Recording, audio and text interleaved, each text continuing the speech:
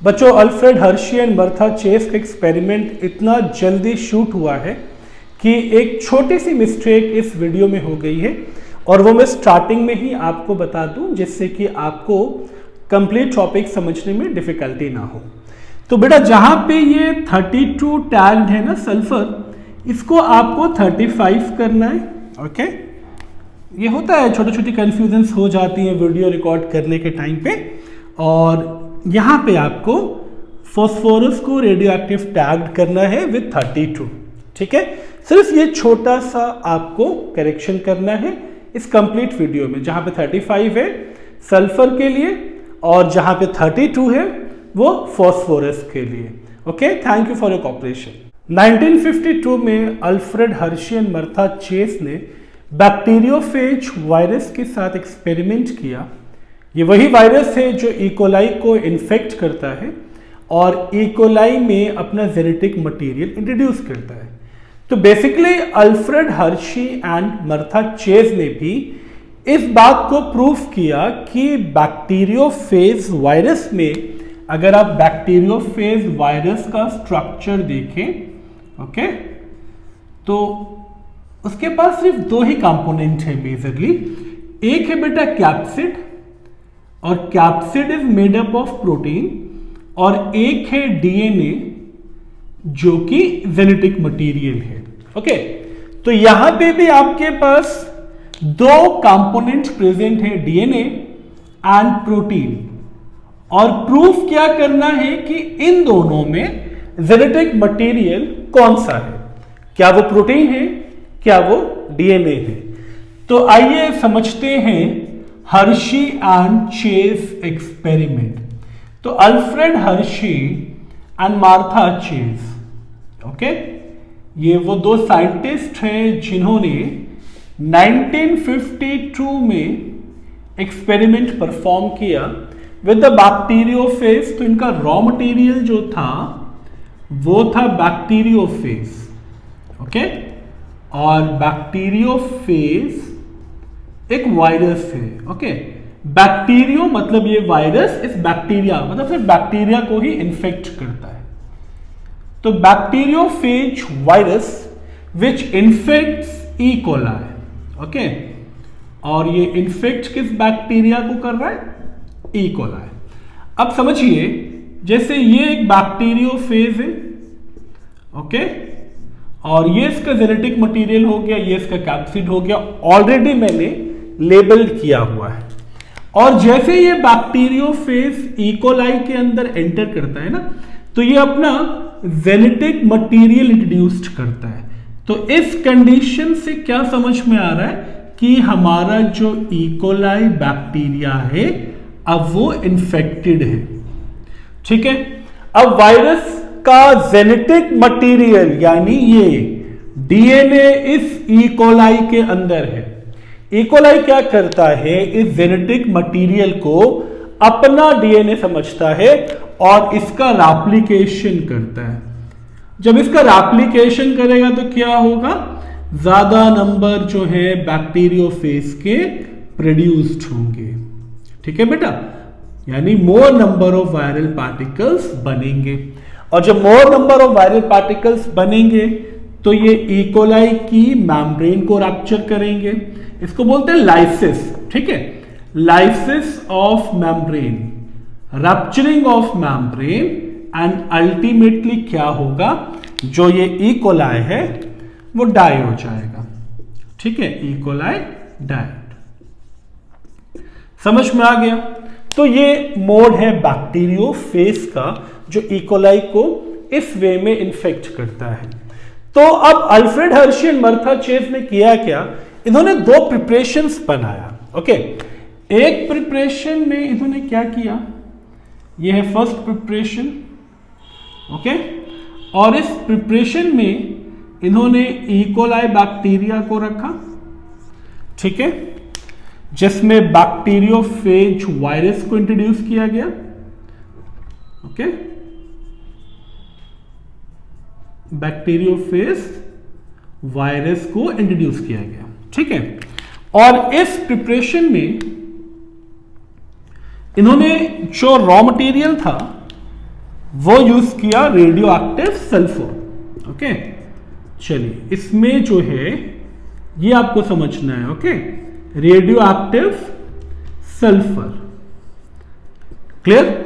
ये है प्रिपरेशन ए, और साथ ही साथ इस रेडियो एक्टिव सल्फर को अमोनियम क्लोराइड की प्रिपरेशन में रखा गया। बात समझ में आ गई है? तो ये रेडियो एक्टिव सल्फर और अमोनियम क्लोराइड का प्रिपरेशन, जिसमें ये ई कोलाई एंड बैक्टीरियोफेज है। सेकेंड प्रिपरेशन में उन्होंने क्या किया, चलिए अब सेकेंड प्रिपरेशन देखते हैं। सेकेंड प्रिपरेशन में इन्होंने सेम ई कोलाई को रखा। ओके बेटा, एंड अगेन बैक्टीरियोफेज को रखा। ठीक है, देखिए रॉ मटेरियल तो यही दो है। ठीक है, और इस प्रिपरेशन में इन्होंने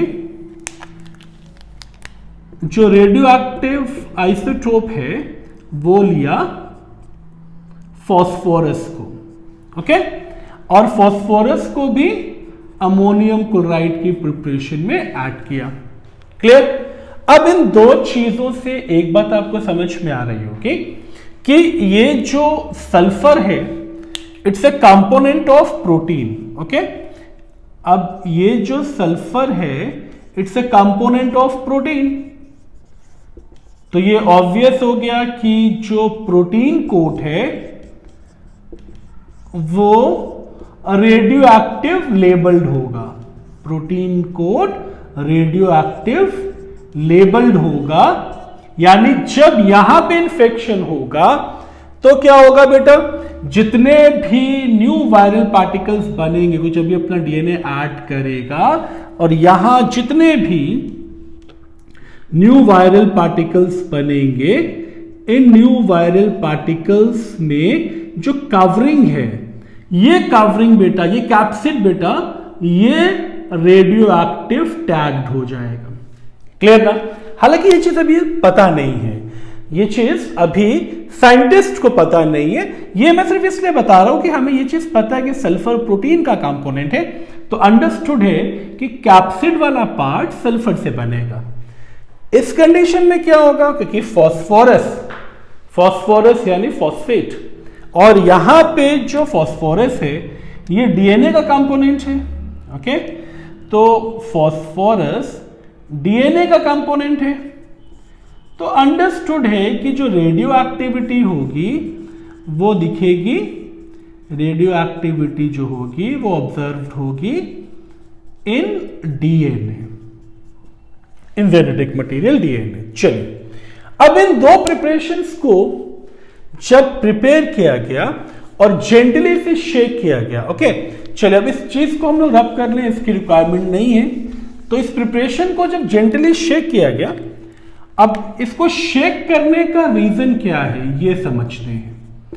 जब इसको जेंटली शेक किया गया तो जितने भी ये न्यू वायरल पार्टिकल्स की प्रोटीन कवरिंग है ये रिमूव्ड हो जाएगी। ओके, तो जो प्रोटीन कवरिंग है यानी कैप्सिड जो है वो रिमूव्ड हो जाएगा, कैप्सिड रिमूव्ड हो जाएगा। ठीक है ना बेटा?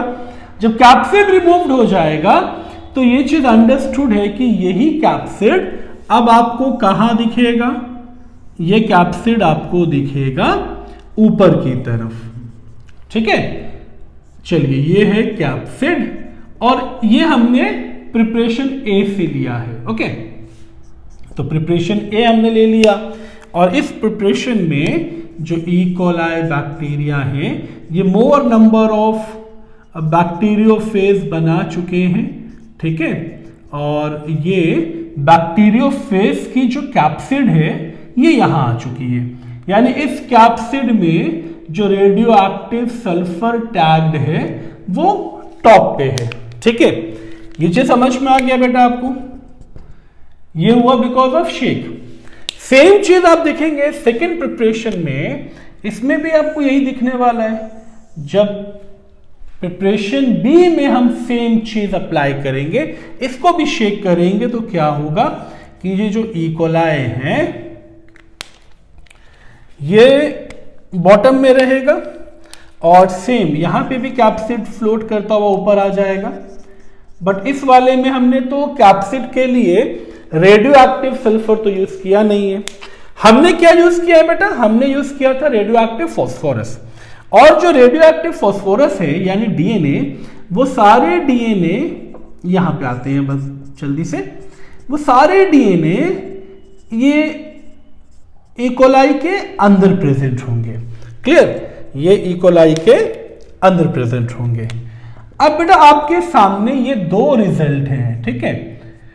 इन दोनों में एक चीज समझ में आ रही होगी आपको कि इस वाले में,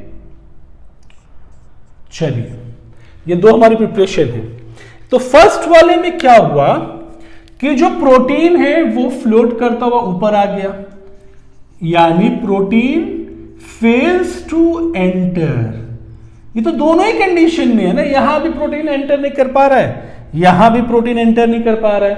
बट क्योंकि हमने रेडियो एक्टिव कंपोनेंट से इसको टैग किया हुआ है, तो जब हम इसका सेंट्रीफ्यूगेशन करेंगे और ऑटो रेडियोग्राफी करेंगे डेंसिटी ग्रेडियंट पे बाय सीजियम क्लोराइड, तो ये हमें यहां पे रेडियो एक्टिविटी शो करेगा। अब रेडियो एक्टिविटी यहां शो कर रहा है, यानी रेडियो एक्टिविटी सीन इन सुपरनेटेंट फॉर्म, ऊपर की तरफ शो हो रहा है। इसका मतलब प्रोटीन फेल्स टू एंटर, तो प्रोटीन को जेनेटिक मटेरियल नहीं माना जा सकता। ओके, और ये जो डीएनए है वो इकोलाई के अंदर है, ठीक है। तो अब क्या होगा बेटा, सारा जो इकोलाई है बिकॉज ऑफ डीएनए, क्योंकि डीएनए का डेंसिटी ज्यादा है, ठीक है, तो यहां पे क्या होगा, no radio activity seen in pellet. Bottom पे कोई रेडियो एक्टिविटी नहीं दिखा, यानी रेडियो एक्टिविटी अगर बॉटम में दिखता, हमने सल्फर को टैग किया था रेडियो एक्टिव कंपोनेंट से, अगर हमें रेडियो एक्टिविटी यहां दिखती तो इसका मतलब यह होता कि प्रोटीन इन इकोलाई बैक्टीरिया में एंटर कर चुका है, तो हो सकता है प्रोटीन जेनेटिक मटेरियल हो। बट ऐसा हुआ क्यों नहीं, क्योंकि हमें रेडियो एक्टिविटी पैलेट पे नहीं दिखी। बात समझ में आ गई। इस कंडीशन में क्या हुआ कि हमें no radio activity seen in the top, capsid में हमें कोई रेडियो एक्टिविटी नहीं दिखी, क्योंकि हमने यहां पे रेडियो एक्टिव फॉस्फोरस यूज किया है। तो यहां हमें जो रेडियो एक्टिविटी है वो रेडियो एक्टिविटी सीन हुई बॉटम में, ओके। और इस रेडियो एक्टिविटी से ये चीज क्लियर हुआ, क्योंकि यहां हमने फॉस्फोरस को रेडियो एक्टिव टैग किया था और फॉस्फोरस डीएनए का कंपोनेंट है, तो ये चीज क्लियर हो गई कि डीएनए ही एंटर हुआ है इकोलाई में and it act as genetic material, okay. तो बहुत सिंपल सा एक्सपेरिमेंट है विद 4 प्रिपरेशन। आई होप ये आपको इजीली समझ में आ गया होगा।